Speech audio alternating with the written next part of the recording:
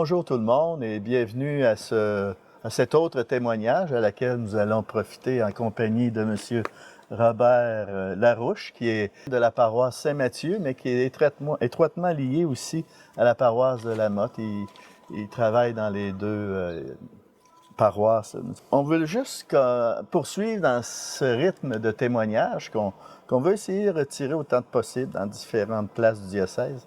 Et c'est pour ça, Robert, on a fait appel à ton vécu à l'intérieur des rencontres synodales. J'aimerais ça peut-être regarder avec toi comment tu as reçu cette invitation du Saint-Père ou du diocèse. C'est quoi qui a monté en toi quand tu as su, on donne la parole au peuple de Dieu? Je sais comment tu as pu recevoir ça. Toi? C'est ça. Si je me rappelle bien, c'est d'abord l'annonce par le pape François que ce synode sur la synodalité, il voulait qu'on le vive avant d'en parler en quelque sorte, ou qu'on en parle en le vivant. Et donc, qu'il invitait tout le monde à en faire partie. Alors, je pense que tout de suite après ça, j'ai dialogué avec notre prêtre de paroisse, Raymond. Et puis, Raymond, aussitôt, provoqué une première rencontre. Puis, je pense qu'il m'a invité à ce moment-là à être un peu celui qui allait coordonner l'équipe de Saint-Mathieu et La Motte. Et donc, j'ai envoyé une invitation en général dans les deux paroisses. Et de 6 à 8 personnes se sont inscrites. Et on était toujours environ 6, 7 ou 8 pour 5 rencontres de suite. OK. Et puis, voilà. Et puis toi, cette invitation-là, tu voyais-tu dans ça une lumière véritable pour amener le peuple de Dieu à être plus actif? Pas vraiment. Pas vraiment. Alors, c'est une démarche, comme un enfant, tu t'es abandonné dans ça pour te glisser oui, là-dedans. pas vraiment au début, puisqu'on n'avait rien vécu. C'est vrai. Je l'ai vu comme une belle invitation. Oui. Et comme beaucoup qui sont venus, dès la première rencontre, on a demandé « C'est quoi ta motivation? » Beaucoup ont dit « On vient, mais des changements dans l'Église, c'est tellement difficile qu'on y croit pas beaucoup. Mais on nous invite, on vient. » Et donc, on ne pouvait pas dire d'emblée qu'on avait un idéal énorme. Mais dès la première rencontre, on s'est un petit peu distancié des questions officielles qu'on nous demandait. Et puis j'ai osé, avec l'appui de Raymond, j'ai osé demander au groupe comment je me sens aujourd'hui par rapport à l'Église. Ma première question. Comme si je me disais, laissons place à l'Esprit Saint. Ne le bloquons pas trop. Tout de suite, c'est une question sur l'autorité ou sur la prise de parole. Comment je me sens? Et là, ça a été, je pourrais dire, bouleversant. Libérateur, fort probable, ça a pu libérer de la parole. Bouleversant, oui. Hein? Bouleversant. Ah, c'est intéressant. Pourquoi bouleversant? Parce que, d'abord, tout le monde s'est ouvert comme on ouvre une vanne. Ah oui. C'est comme si, je me rappelle du témoignage d'une personne qui dit « Ça fait 20 ans que j'attends ça, pouvoir avoir un espace où on me demande qu'est-ce que je pense de mon Église. » Et tout, de la part de presque tous, il y a eu d'abord le constat. On est en perdition. On est une paroisse qui est en train de s'éteindre. Et on avait commencé avec un texte, des actes, qui disaient que les disciples s'accumulaient et s'accumulaient et que tout le monde partageait tout. On dit le texte est beau, il nous donne un idéal, mais nous, on est en train plutôt de s'éteindre. Et donc, et puis là, les uns et les autres ont nommé les crises. La crise des abus, la crise de l'histoire, de l'autorité excessive de l'Église, et tout ce qui a pu contribuer à ce que peu à peu, et la laïcité de nos sociétés, où on ne transmet plus dans les écoles la foi, alors on a fait une sorte de constat. La foi n'est plus transmise, on est désormais un petit reste à Saint-Mathieu, un petit reste à La Motte, et on est des petits restes joyeux et moribonds. Les deux. On est joyeux de se retrouver, mais on n'en a pas pour longtemps, il nous semble. Et donc on s'est dit... c'est important de pouvoir se rassembler pour voir où en sommes-nous, où allons-nous, d'où vient cette crise d'une telle ampleur. Ça a été révélateur.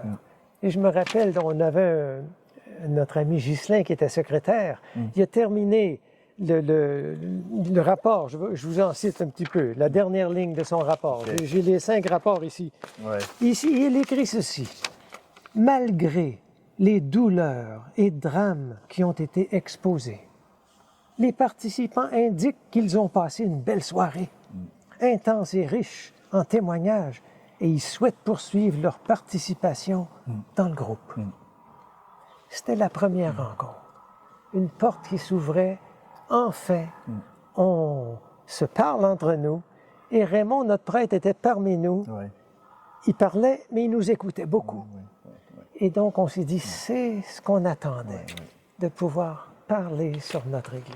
Et puis, dans les 5 dialogues que vous avez vécus, est-ce qu'il y en a un en particulier qui a pu susciter de l'intérêt plus les autres, ou ça s'est quand même assez bien balancé? En fait, ils nous ont tous menés à la même réalité. Oui. Dans le sens que, quand on abordait, par exemple, la question de l'écoute, est-ce qu'on écoute ensemble? Bien, on s'est dit, il y a beaucoup de personnes qu'on n'écoute plus. Ceux qui ont quitté, on a du mal à les écouter. Ils ont quitté. Mais est-ce qu'on s'écoute mutuellement? Mais on s'est dit, on n'a pas de lieu où on s'écoute dans l'Église. C'est ça. On a la messe, mais ce n'est pas un lieu d'écoute. C'est encore très unidirectionnel, même si de temps en temps, Raymond est superbe parce qu'il fait appel à nous, il nous soumet des questions.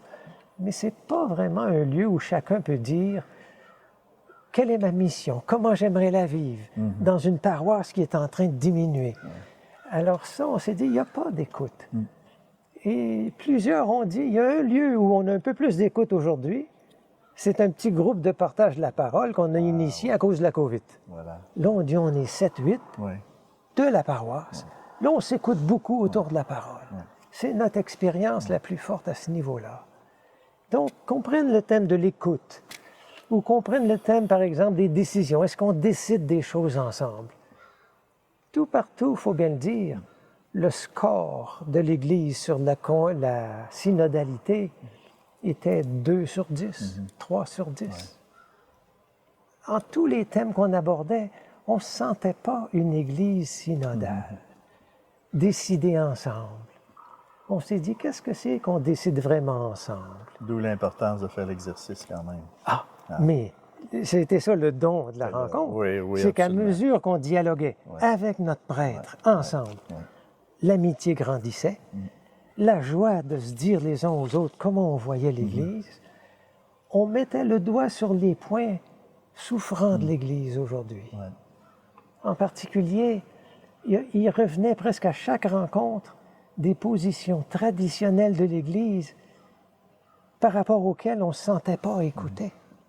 Par exemple, la place des femmes, l'ordination des femmes. C'est venu aux 5 rencontres. Mais on disait, c'est presque un scandale qu'on ose lever cette question-là. Il y a un édit qui a été publié au Vatican qu'on peut être excommunié si on ouvre ce sujet. Alors on s'est dit, sommes-nous une Église synodale qui est menacée d'ouvrir certains sujets? L'homosexualité et les couples homosexuels qu'on connaît, qui sont dans nos familles, dans nos amis, quelle est leur place? Et la vision que l'Église a annoncée sur eux, ça nous choquait. Le souci de l'environnement. J'ai rencontré un groupe de jeunes parents. Parce que nous, on était les 7 du groupe principal, mais on s'est dit, sortons. Puis chacun de nous allait interviewer des amis. Moi, j'ai rencontré 6 parents qui avaient eu 6 enfants confirmants. Puis les parents ont eu le même constat. L'Église est en crise. Elle est en train de disparaître. Parce qu'il y a eu les abus qui l'ont blessée, parce qu'elle a des positions traditionnelles qui ne collent plus, et elle n'écoute pas. C'est une Église entre les évêques et les prêtres, et qui répercute les encycliques du pape, mais ne part pas des paroisses. De comment vivre une mission dans une paroisse aujourd'hui. Alors, notre secrétaire, à un moment donné, il écrit, il dit, on veut changer la pyramide, on veut que l'Église se tourne vers les fidèles, et non plus les fidèles tournés vers l'Église. Et puis, de façon globale, dans tout ton vécu des 5 dialogues avec ton groupe, qu'est-ce qui te reste de cette expérience, en 2 mots? une fatigue. Ah oui. Ah, oui, Je me rappelle, oui. Ah, oui, je ne peux pas dire qu'on allait aux 5 réunions. Allons-y, allons, puis qu'on sortait nourris. On sortait plutôt un petit peu. D'abord, les questions étaient difficiles parfois. Comme comment on est co-responsable de notre mission. On s'est dit, c'est beau. La question nous demande d'être co-responsable. Mais on ne l'est pas vraiment. Mais tout ça nous tournait vers un fait. Et ce qui me reste le plus, c'est que on se disait, on ne va pas attendre que nos rapports se rendent au diocèse, du diocèse à Québec, de Québec à Rome, puis dans 3 ans, il va nous... On s'est dit, on a reçu suffisamment pour voir qu'est-ce que c'est qu'une Église synodale. On est engagé. Et par exemple, on s'est dit, créons donc une sorte de description de ce que ça serait une structure un peu permanente dans notre paroisse qui permettrait qu'on se rassemble régulièrement pour partager, prendre parole, orienter des décisions. Pas forcément les prendre. On sait bien que notre prêtre ne va pas... Il nous consulte, on n'est pas des corps décisionnels. Et donc, on a créé une structure qu'on a appelée l'Assemblée paroissiale, avec son autorité, ses responsabilités. Elle est mandatée par le prêtre et distincte de la fabrique. La fabrique est très importante. Mais si notre paroisse doit fermer cette année, qui va le décider? Ça ne sera pas la fabrique. Ça ne peut pas. Parce que les membres de la fabrique ont un rôle fort, mais ils ne sont pas très présents aux assemblées, aux messes. Je ne dis pas ça pour juger, mais ceux qui portent la communauté, où sera leur lieu? Alors on dit que ça serait l'assemblée paroissiale, pour qu'avec leur prêtre, ils réfléchissent, où allons-nous maintenant? Où l'Esprit Saint semble-t-il nous guider alors que la paroisse s'éteint? Voilà un peu ce qui nous reste. Ça serait peut-être tes attentes face à la démarche synodale? Sûrement, oui. Une attente, c'est qu'on... vient nous souffler? Une attente, c'est qu'on continue à vivre en communauté le plus synodal possible. On est maintenant assoiffé de ça. Oui, c'est ça. C'est éveillé. Maintenant, on verra. C'est ça. Bien, merci, Robert. Merci beaucoup, C'était François. Riche d'expérience et riche. Alors, on se laisse là-dessus, tout le monde.